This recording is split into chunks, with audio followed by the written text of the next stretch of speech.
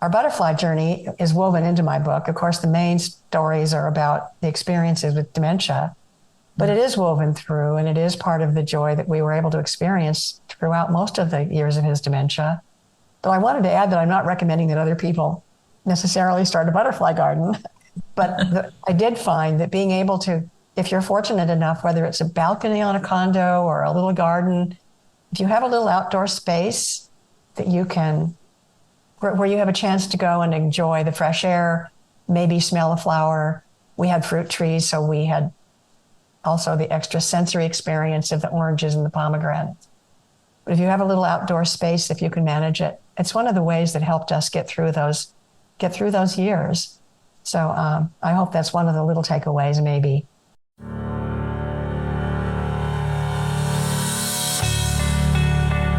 Welcome to the All's Authors podcast. We're so glad you found us. We're the global community of authors writing about Alzheimer's and dementia from personal experience to light the way for others. I'm Marianne Shuko, a registered nurse, author, and dementia daughter. And I'm Christy Byrne-Yates, a licensed educational psychologist, dementia daughter, OWLS author, and coach focused on the sandwich generation.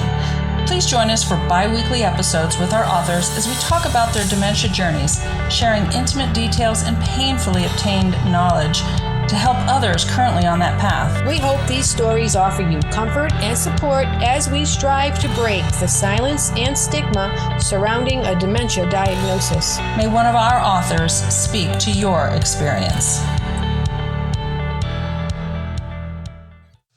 This is the Whole Care Network.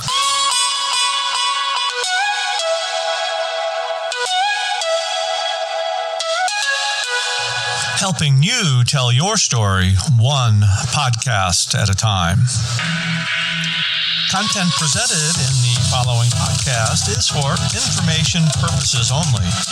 Views and opinions expressed in this podcast are solely those of the host and guest and may not represent the views and opinions of the Whole Care Network.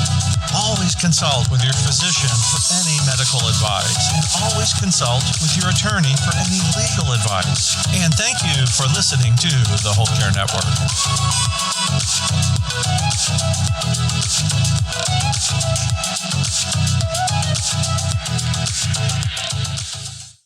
I'm Vicki Tapia from All's Authors. If you enjoy the podcast, you'll enjoy reading more of our authors' stories in one of our anthologies, Alzheimer's and Dementia Caregiving Stories. Each volume offers a wealth of information and a preview of each title to help you pick the perfect resource. You'll find them on our free resources page at allsauthors.com. with a variety of caregiver tip sheets. So after the podcast, take a few minutes to check it out. Remember, you are not alone.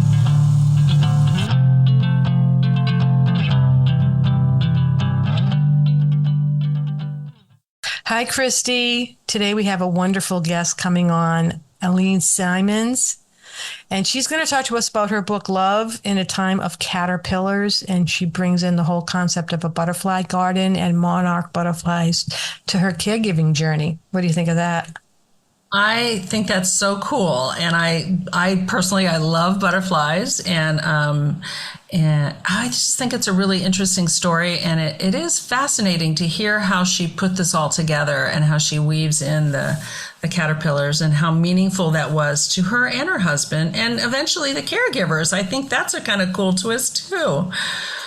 Yeah, her story is really unique in many ways, but in some ways it's not, because we know that caregivers, along with their dementia caregiving, are also grappling with other issues that are very concerning and disrupting, such as their own health challenges, which she encountered, as well as COVID. And COVID is a big part of her story because her husband was in the beginning, the worst part of his dementia when COVID struck, and it made a huge impact on their caregiving journey. So she tells us a little bit about that, and I think that listeners will gain a lot of insight from those types of things, and will be able to relate, because we know that life is multilinear and people have so many different things going on all the time. Just because you have somebody with dementia doesn't mean all the other stuff stops. Yeah, absolutely. I think there's a lot of learning in this one for anyone who's hearing this. Some cautionary tales, but also just some. I was so interested in the insights that she expresses to us in the podcast and in the book, and I think it's just such a gift. So really, it's going to be fun. It's good. Yeah, she's a great one. So let's get started. Hi, everybody. Welcome to our podcast. And today we have Allene Symons. I'm so excited to meet you and talk with you today. And we have Marianne. So welcome to Untangling Alzheimer's and Dementia. Well, thank you. It's wonderful to be here with you. Great. Marianne, how are you today? I'm doing well. I think this is one of the few times where I'm not the only one who got up early because we're East Coast, West Coast today. All right.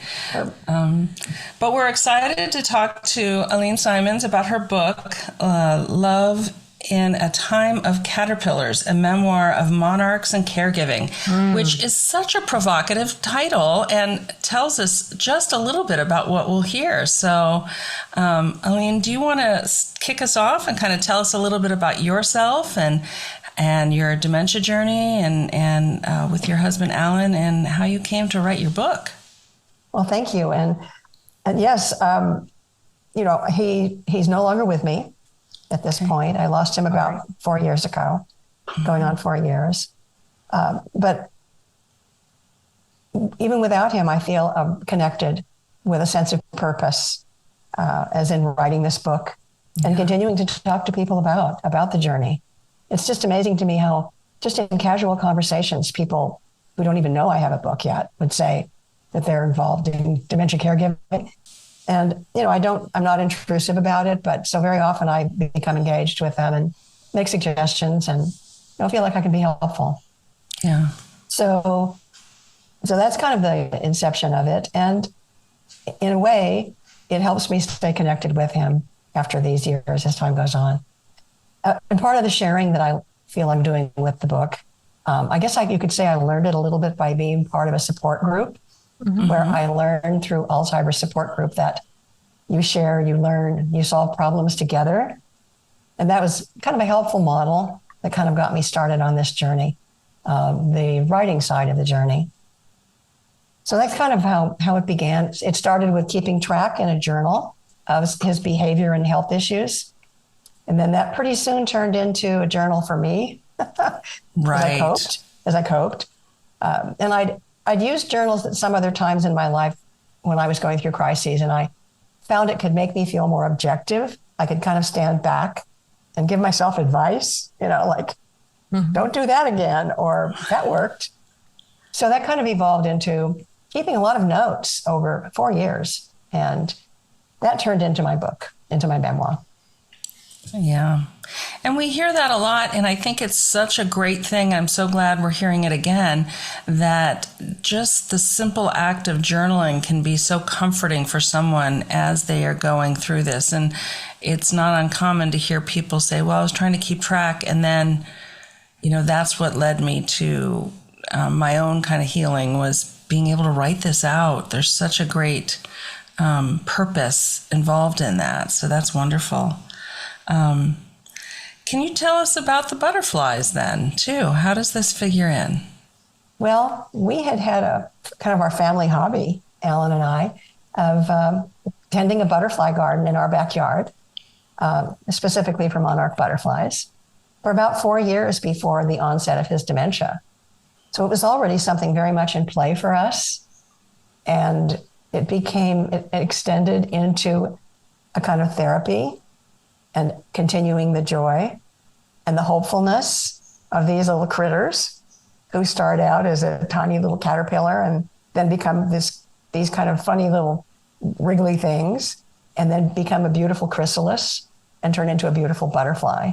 Mm-hmm. And we have a long season in California, so we were able to enjoy them much of the year. So it went from our hobby into a kind of a therapy, even as the years went by. Up till near the end, there was a point where he wasn't as cognizant, but throughout a lot of the period of his dementia, I could sometimes get a break for him and or for me by just saying, honey, let's go in the backyard and let's find caterpillars. It became like a little Easter egg hunt. Mm-hmm. So I was grateful that they were in our life. Oh, that's so cool. I think that's a really neat hobby and so important for the environment. But yeah, that's really cool. Now, it seems like it was like a grounding point for you, and it's something that he could cling to that was familiar and not forgotten. That's a nice way of putting it, I think, and that's true. He always would light up, and it also carried through with our caregivers. As I started, we'll probably talk a little bit about the caregiving side, but our final caregiver who became the keeper, the wonderful caregiver, got so involved in the butterflies with us. We'd be messaging each other on off days, It really helped. It became part of their relationship too. Mm-hmm. And yes, it was part of feeling that we were helping the planet, helping the migration of the monarchs. And then the way it tied in with my advocacy for helping people with dementia. So I feel it was a gift for me and for both of us. Yeah. Well, and you had some other challenging things come up for you during this time. Can you talk a little bit about what else was going on for you and share with our audience how you managed through some of your own health crises? Well, of course, we usually don't think about our own health because we're so focused on caring for our loved one. And just as he was starting to not recognize who I was, just as it was becoming much worse, I was diagnosed with breast cancer and needed surgery. Mm-hmm. So, going through my mind was, why me? Why now? It was so, and it's the sort of thing you hope that if you have a partner or a mate, that you go through with them, yet he couldn't comprehend. And he didn't even know I was his wife at that point. It would go in and out. He would sometimes know who I was and then, who are you? So it was kind of doubly challenging. Also that I needed my own appointments and found that when I had to take him with me because I couldn't leave him alone, that became behavioral issues in waiting rooms. Mm-hmm. Him saying suddenly, I'm going to walk home now, and other kinds of antics. So it was very challenging. I'm just so grateful everything worked out. My stepdaughter came in. She's wonderful and helped out, and our wonderful caregiver. So we got through it. It was right at the beginning of the pandemic. I was probably one of the last surgeries in the area before everything shut down. So it was quite a convergence of, what we all go through caring for a loved one with dementia is it's never easy. Some moments just things kind of crash together. And then luckily I got through it and I'm doing well. So that's so great to hear. I'm so glad to hear that you're doing so much better. And I mean, it is sort of a cautionary tale that this, our lives get so focused on the other person that we stop. Not that there would be, that was like an instantaneous reaction for you, right? But I mean, just the maintenance kind of care that we might go through would be something we would put on the side at times. So I think that's so important. And partly it's just logistics. How do you get away from the house when you don't want to leave your loved one to make these appointments? And if you think they're going to go with you, they might just say, as my husband did, I won't go. Mm-hmm. There you are, an appointment canceled. So we do have to work those things in. And that, for me, a lot of that did tie in with the caregiving element, having some help. Yeah. So I wanted to ask you, as far as your diagnosis goes, was this something that you kind of detected on your own and ended up putting off getting care, or was it just part of like a routine thing that you always did? No, it was my routine mammogram. Okay, it was my routine care, which I had no expectation of anything being alarming. Right. Which is why me, why now reaction. Well, I can see people even detecting something themselves might try to push that off and make little of it and allow it to continue to grow and become more of a problem while they was too busy caregiving. So again, having regular screenings and keeping up with your physician, especially for things like that, is so important. Yes, I agree. Mm-hmm. Yeah. Yeah, I mean, that's where I feel like it is sort of the cautionary tale of a routine check. And I know so many people, and we've talked to so many people who just don't have time for themselves. And so those routine checks go by the wayside. And it's so important to remember that we're that person and we're not just invincible. We have to manage ourselves. Now, you mentioned your stepdaughter and that she was helpful, and can you talk about that relationship? Were you always close? Was this something that brought you closer? Well, it definitely brought us closer. We always had a good relationship, but she's, here's in Chicago and I'm in California. So we saw each other, the family vacation once a year, maybe a trip in between. It brought us very close, and it was one of the gifts from this experience for me. We were frequently in touch, especially by email, because I found phone didn't work so well. We didn't want Alan to think we were conspiring against him. Mm-hmm. So email was perfect. So I would update her, and she'd give opinions, and she would sometimes do some research on her end, even though I was very much into the learning curve on my end, especially with my support group, which of course was led by a certified person. So that was a pretty important part of this. Sometimes she and I would work out problem solving together. We had to, the term that's familiar with, I think, for many of us in support groups, Alzheimer's support groups, is the loving lie. Mm-hmm. That sometimes we had to work out strategies. For example, when I was trying to get him to stop driving, we had to kind of work together. And I also worked with my support group on that, because everyone faces that. It seems we all face that when we have a loved one with dementia. How do we get them to stop driving? And it isn't usually just it is not a simple thing. Mm-hmm. So she was great in helping me work that through. On one of her extra trips, she came out. She had a job, she had kids, so it wasn't so easy to come out from Chicago. But she came out once where our kind of plan was the driving thing, Yeah. So he's driving, I'm in the passenger seat, she's in the back seat, and we were kind of working out our little scenario there. Oh, Dad, you kind of almost missed that line and different things. So it was very helpful along the way to have her advocacy and her, her friendship and her love. It was really important, and I was very fortunate to have someone like that. Yeah. Makes a difference. I wanted to get back to the whole thing about emails as opposed to phone calls, because some might be something that a lot of people aren't really thinking about, but it's an excellent form of communication for the very reason that you said. It gave you and your stepdaughter the freedom to speak openly and candidly about the situation without fear of your husband, overhearing and misconstruing things, like you said. And then at the same time, it also gives you a written record of what's been going on, time-stamped, which is really important. And another way people can communicate in that way would be with texting as well. Text messaging is really, really good for that. And even having something like some of these tools, like we use Slack, is a good one, or to have some kind of like private Facebook group if you wanted to go that way. And then you could allow other people connected to your situation to also be in.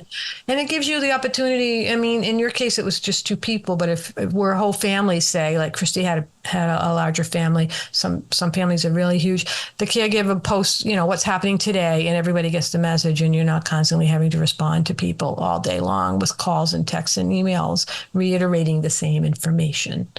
So, I really, appreciate you bringing that up, because that's something I don't think a lot of people think about. Yeah, and I would, to add on to that, my experience too was, and I've had this experience, when someone calls to tell you things, you might be distracted, but an email you can go back to, in a phone call, you're going to hear it for a little bit, and then you may be, like I said, distracted, but you also, the information may be hard to hear, maybe things you don't want to hear. And you can go back to an email and digest it again when you're ready. So I think that the documentation, the fact that, I think it's important to realize, like you said, Marianne, you don't have to say it 10 times, right? You've got 10 people to keep informed. Yeah. You don't need that. Yeah, there are caregiver apps out there too that allow people to do that. And one of our founders, Jean Lee, her sister lived 1,000 miles away from her. So when she started to see issues with the parents who both had Alzheimer's at the same time, her sister said, keep a journal. And then when I come, I'll read the journal. So that's what she did. She kept this notebook and she buried it in one of the kitchen drawers so that nobody would find it, and wrote everything down. And then so she wouldn't forget. So when she spoke to her sister or her sister came to visit, they would have that as a basis of like the day-to-day, what was happening on a day-to-day level, because you don't remember all of that. And you just know things are not right. But when somebody says, well, explain it, you kind of maybe don't remember what exactly it was, like an incident or specific behaviors. So that can be really helpful. I had a question. I wanted to talk a little bit about COVID and your experience as a caregiver during COVID, because COVID is still going on and people are still being affected. And then on the flip side, you've got people who kind of think that, it's over and it wasn't that bad. So can you tell us a little bit about that? Well, I'd just gone through my surgery. Mm-hmm. Kathy was already nervous because it was out there about having to fly out. She was a teacher. By the time she got home, she had to go into quarantine herself before she could teach. Yeah. So we were right on the brink of that when it began. And we had expected by then that Alan, his dementia was becoming quite bad, that he would be going into a long-term memory care, 24/7 care. I couldn't handle it at home any longer. That was the plan. Then the pandemic hit and the long-term care facilities were not taking new patients. I had done all the paperwork. I had paid the initial fees. We had a place picked out, Kathy and I, and the pandemic hit. And he was home for several months longer than he should have been. There are bright moments in my book. Some are funny. Some of them are scary. And that was a scary time. He didn't know me. He thought I was an intruder in the home. There was a point just before the pandemic, before the long-term care opened up again, there was a point where I was begging for care at night from the agency because I couldn't be alone with him at night.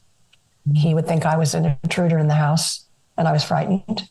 Mm-hmm. So we got through a little bit of time with that. And then the long-term care facility started opening up, and I was so grateful because at that point it was really a scary day-to-day situation in our home. And complicated because I'd gone to such steps with a scenario for him to be able to enter a long-term care facility. It was really had to be kind of planned like a little script. But then the one that opened was not that facility.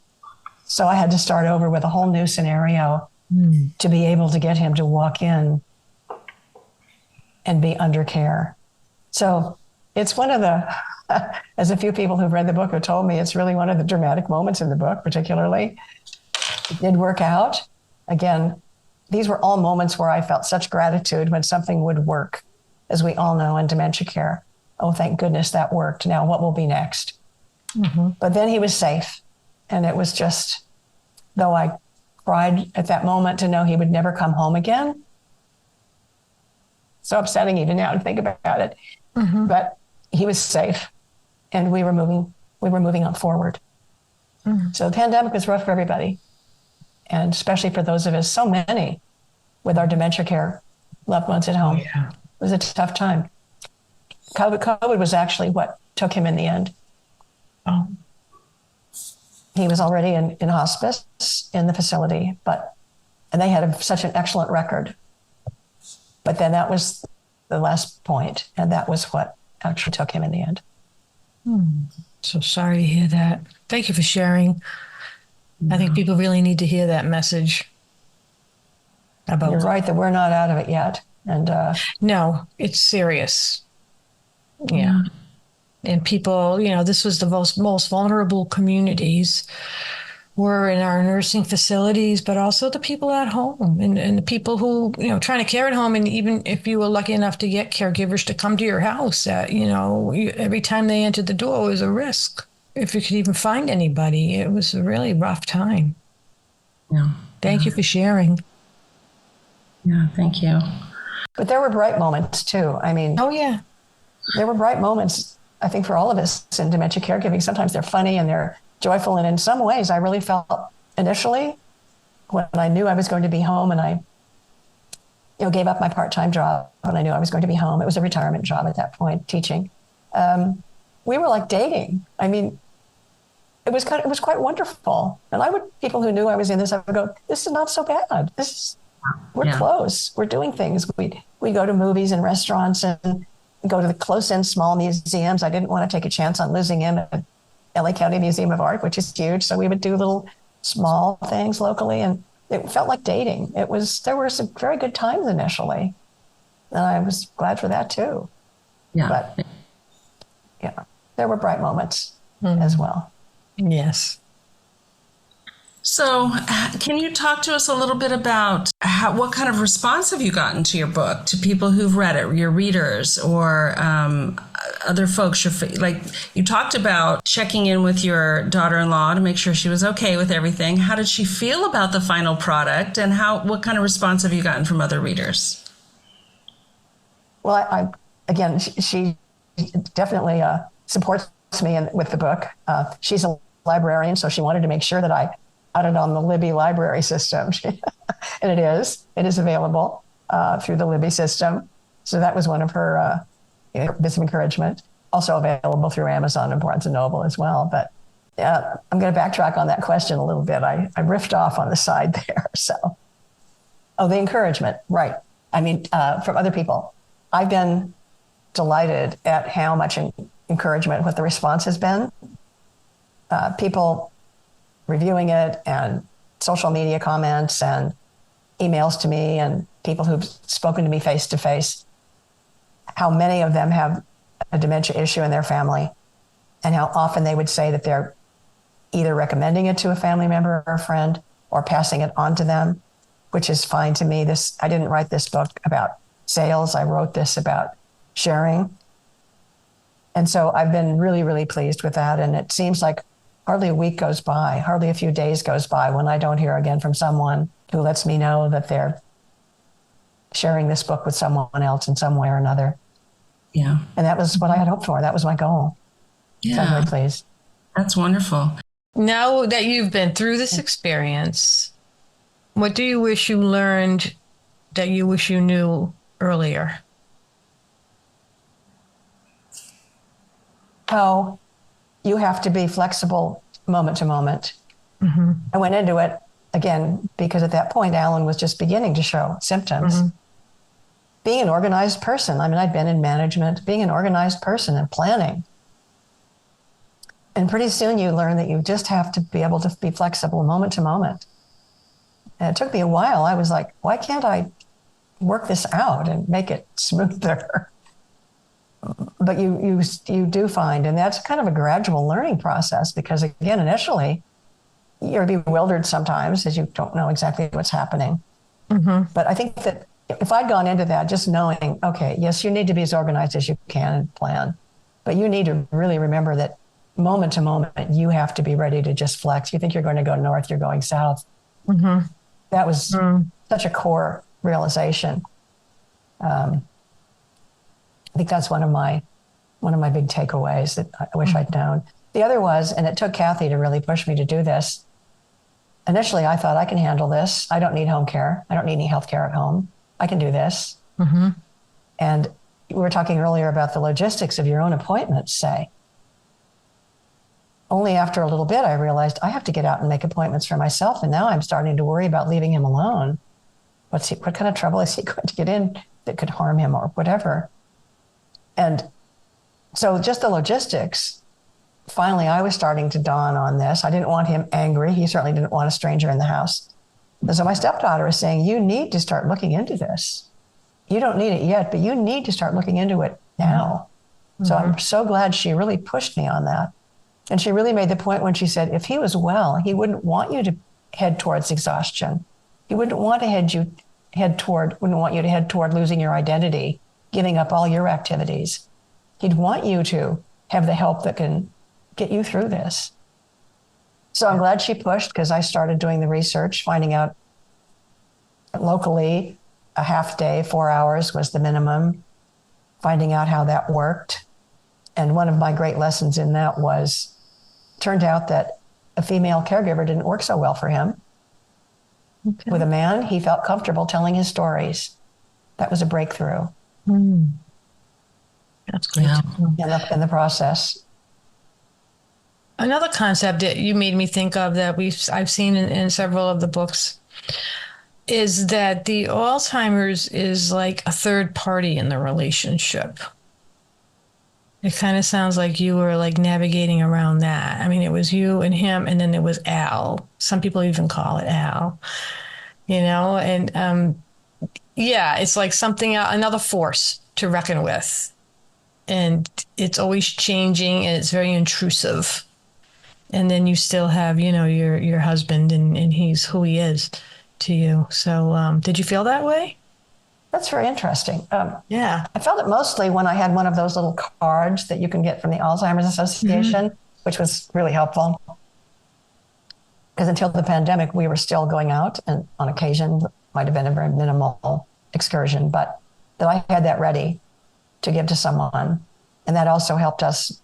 So that was kind of in a way that it made it a tangible thing to have those cards. Right. That was the elephant in the room as I attempted to go somewhere with him. And we assumed, because I think this is one of the issues with so many people, I know from my support group, that you assume it's Alzheimer's. And it was only late in his dementia journey that we found out it was Lewy Body dementia. Oh, okay. And it took a PET scan, which had not been done, because that's not a typical thing you do, to determine that there was a configuration in the way his brain was evolving that led to that conclusion. Right. Yeah. So as you say, Alzheimer's is an entity, as it were. It's changing it's a shapeshifter. Yeah. In our case, it shifted into one of the other forms of dementia. Once that was realized, it also, because the way it's described in terms of the progress of dementia, there are these models that show this, you'll lose this ability and then this ability. It didn't follow the models, and it doesn't for most people. There's no one way. So there's that about Alzheimer's being kind of the elephant in the room that we all face as well. Yeah. Right. And a lot of people, they don't even want to ever even reveal that, like outside of the four walls of their home. There's so many families that try to shield their loved one from other people knowing that they have this brain disease, because we have so much stigma around brain diseases, mental health, and memory loss and all of that. And so a lot of families try to keep it quiet and not reveal. And I think, like you said earlier, once somebody says, well, my husband has dementia, all of a sudden you realize how many other people in your life also have some kind of issue going on with somebody they love. So silence is not golden in this situation. No, and it's more likely then to keep people hidden at home. Exactly. Because you want them to have some kind of engagement to the extent that it's safe and manageable, but to sort of sequester someone in their home only and just to kind of keep it a secret, that doesn't further the benefit for either the caregiver or the dementia patient. No, and your story also stresses the importance of getting a diagnosis. And why isn't the PET scan done early on? So we can differentiate whatever this situation is, because it's going to have a different, each different kind of dementia has a different trajectory. And then it might alert you as to what kind of things you may encounter, in the future, or explain certain things that are going on, because I know like Lewy Body has the hallucination component, which, is very extremely difficult to deal with. But if people are prepared and understand, then when it occurs, they're not going to like freak out and make the situation worse. But it seems like getting a diagnosis just takes a long, long time. It's not always accurate. The PET scan is very expensive. We got my stepfather an MRI, but by the time we were onto it and he went there, he wasn't able to really participate in it well because he was didn't know what was going on, and he was very agitated. So they didn't get a very good images. But I mean, a PET scan would have been a great thing. But I don't know. I don't know. Now we have these blood tests, so hopefully that'll be helpful. I don't know to what extent the PET scan would have shown early on, 3 years, 4 years earlier. I don't, if it is progressive and if there is, loss, I don't know to what extent it would have been as precise. I just don't know. I'm not an expert in that. Well, that's the key words here. I don't know. We don't know. And it goes to your point of, you can be prepared, but you have to be flexible because every day is different. And we see different, now he's doing this. And then tomorrow it's something else. So it's really,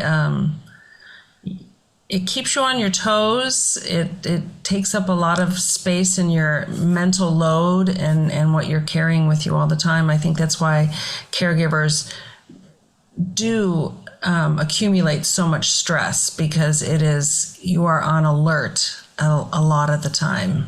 So I think that's the toughest task, is being vigilant, because as soon as you're aware of beginning to be aware of the situation you're in, the vigilance has to begin, and you are looking out for safety and a whole plethora of things. Yeah, for sure.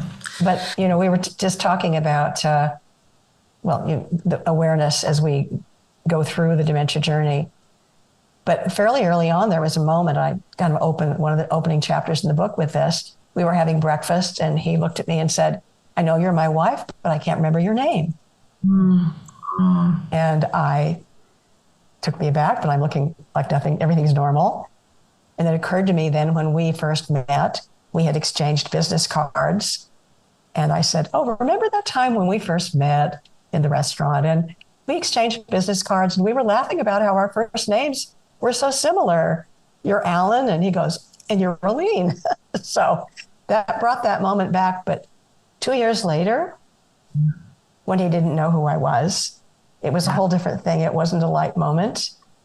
He didn't know. He said he wasn't married. He had no wife. He'd never been married.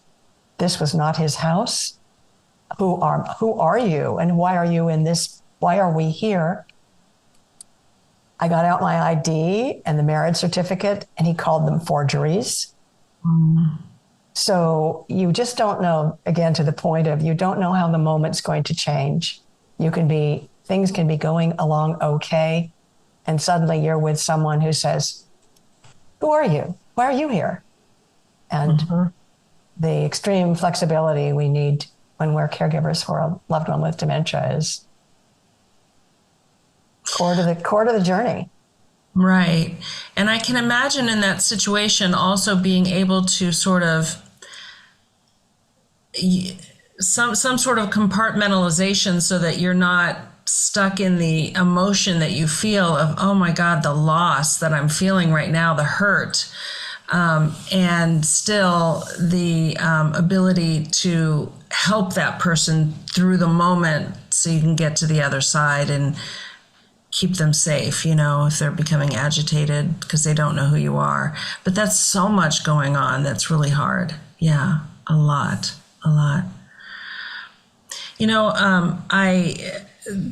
Moving from a heavy moment, I still want to invite you to read an excerpt for us. So if you would like to do that, we'd like to have you read. Thank you. I will. And it's one of the lighter moments in a way, because there are. I mean, the journey covers the whole range of emotions and experiences. And it's the greatest life journey for me in my life is those years we had going through his dementia journey with him. And there'll never be anything like it. So I feel privileged that I had that experience and with all of its highs and lows.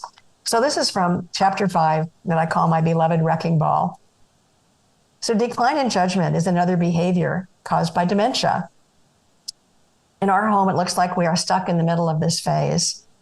The more kinds of devices you have around the house, the greater the chance your husband with dementia will disable them. Your loved one doesn't mean to wreck things, of course, but when you consider the lure of something to do, it makes sense. That's a basic human need.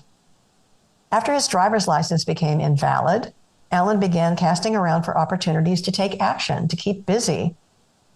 He began looking for objects to handle and touch and repair, even if something didn't need repairing. One problem now is that because he doesn't remember recent advances in technology, he regresses to what he knew years ago. Take the TV. One day when I was not in the room, he forgot how to use the remote. He simply started pulling out cables from the back of the set, sticking them in every which way. Goodbye satellite service. The next casualty was the automatic lawn sprinkler. The control is housed in a gray plastic box. It's attached to one wall of the garage. And when you open the lid, you see all the dials and gadgets that control the settings. So many tempting widgets to mess with. And mess with them he did. Until I noticed that the front lawn and the back lawn were dying. But in the end, because this is one of my discoveries about living through the process of being a caregiver wife, there are gifts hidden in some of the most frustrating moments. An example is the departure of Allene's laptop. It had been a source of trouble for some months, ranging from when he fell for an online scam to inappropriate messages he sometimes posted on Facebook when he remembered how to use it.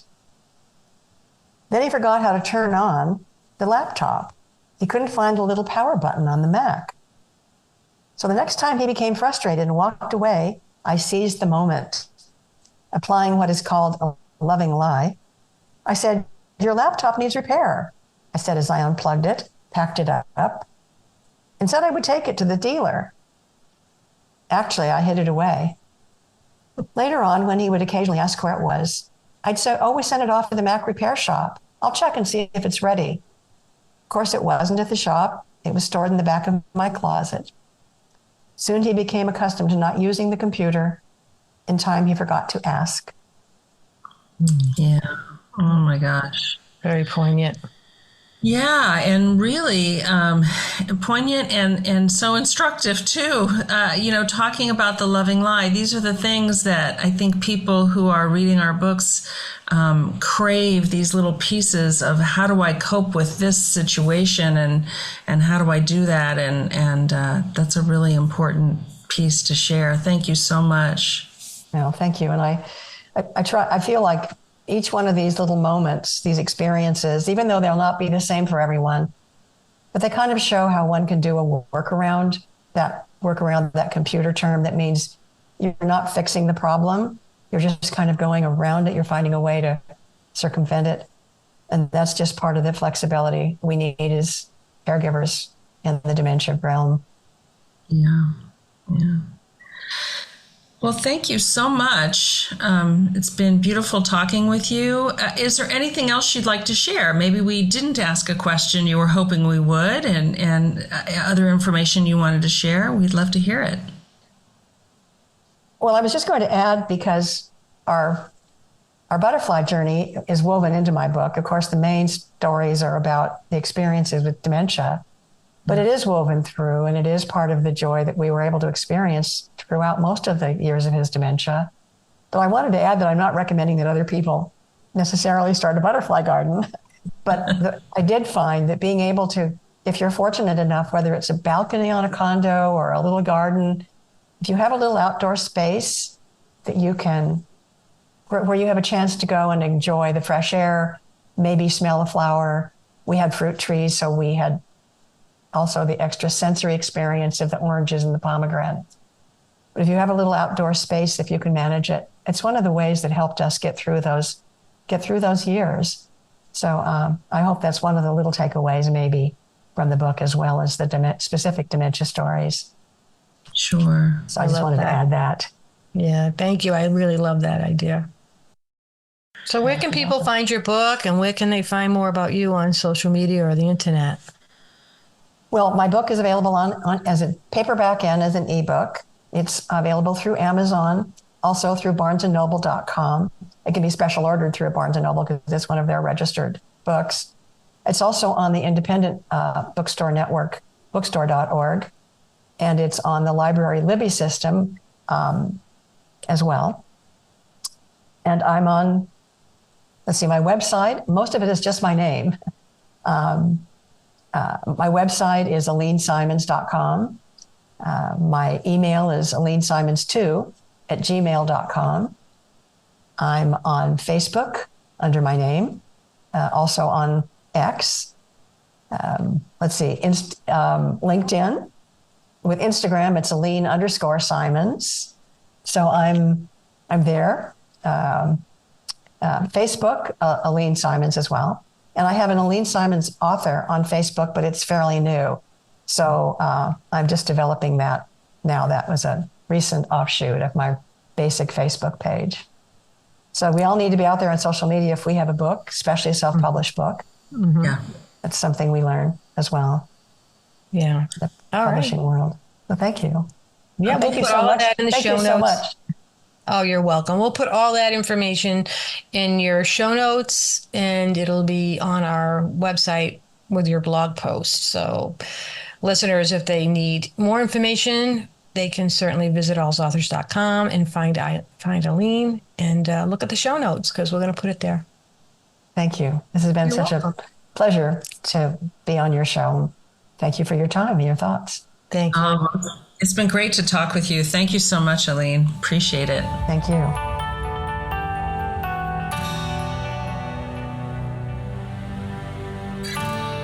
Thank you for listening to Untangling Alzheimer's and Dementia, an All's Authors podcast. For more details on this episode, please see the show notes. If you enjoyed the podcast, please leave a review and subscribe to it on whichever platform you use to listen to your favorite podcasts. For more information on All's Authors, please visit allsauthors.com.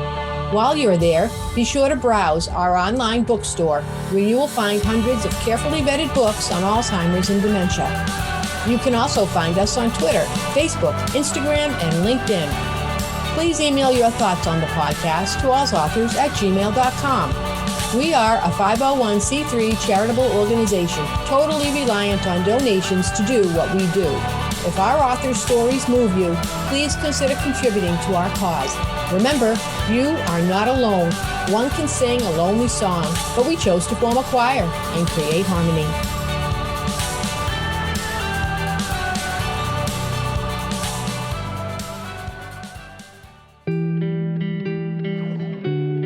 Hi, I'm Susan Landice of All's Authors. If you're listening to this podcast, you may be looking for more support on your dementia journey. Please visit our website at allsauthors.com, where you'll find hundreds of carefully vetted resources written by caregivers and professionals in Alzheimer's and dementia care. You'll get knowledge, comfort, and support through books, blogs, podcasts, films, and more. That's allsauthors.com. Remember, you are not alone.